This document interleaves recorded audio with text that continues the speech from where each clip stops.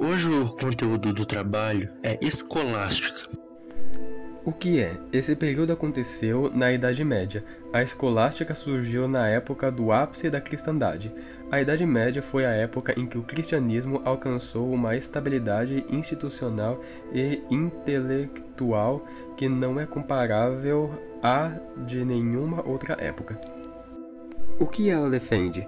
São Tomás de Aquino foi o principal filósofo dessa corrente. Segundo ele, o segredo era racionalizar o pensamento cristão, ou seja, refletir sobre a proximidade entre a fé e a razão.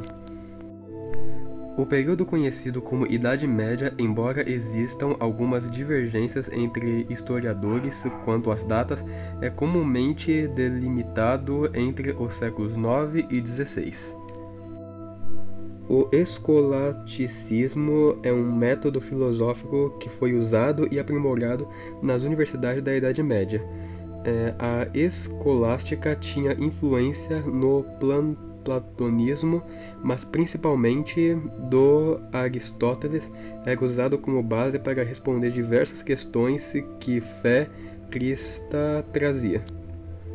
O método consistia em leitura crítica em obra selecionada, aprendendo a apreciar as teorias do autor, por meio do estudo minucioso de seu pensamento e das consequências deste. O que motivou o nome escolástica? Dada a necessidade de formação em larga escala de sacerdotes e da forte implicação cultural e educacional para a fé católica promovida pelo Império Carolígio, a Igreja Católica criou escolas e universidades para ensinar e formar pensadores e novos sacerdotes. Essa criação das escolas motivou o nome do período. Contexto histórico de escolástica. A escolástica histórica do tomismo foi aplicada aos estudos da filosofia medieval e contribuiu para redescobri-la usando métodos de crítica moderna. Elas foram bastante estudadas na Bélgica, na Alemanha, na França e na Espanha. A neoescolástica procurava restaurar as doutrinas orgânicas fundamentais consagradas na escolástica do século XIII. Ela argumentava que a filosofia não variava de acordo com cada fase da história e que os grandes pensadores conseguiriam construir um sistema filosófico sólido sobre as informações fornecidas pelos gregos, especialmente o Aristóteles. Eles protegiam a ideia que deve ser possível elevar o espírito da verdade que contém a especulação, que também era usado bastante na Idade Média.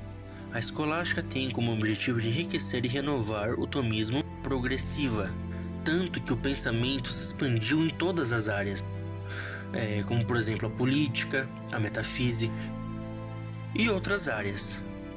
Os representantes desse movimento não pretendem enriquecer a doutrina tomista, mas mostrar aquilo que é eternamente durável em metafísica.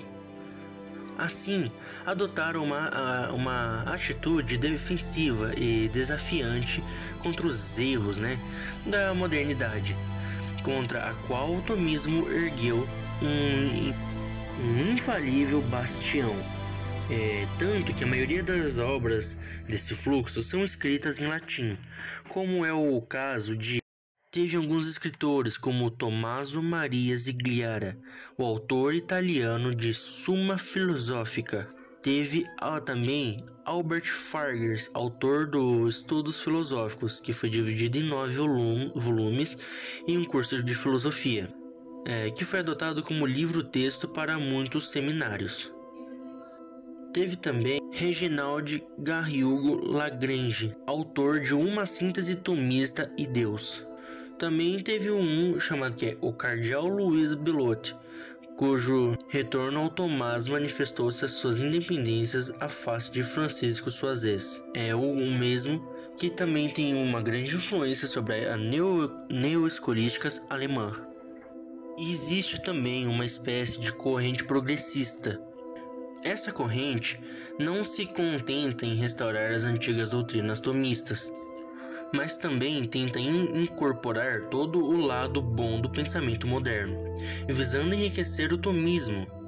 A figura central dessa corrente é o cardeal de Saint-Félicien François ou Joseph Massies.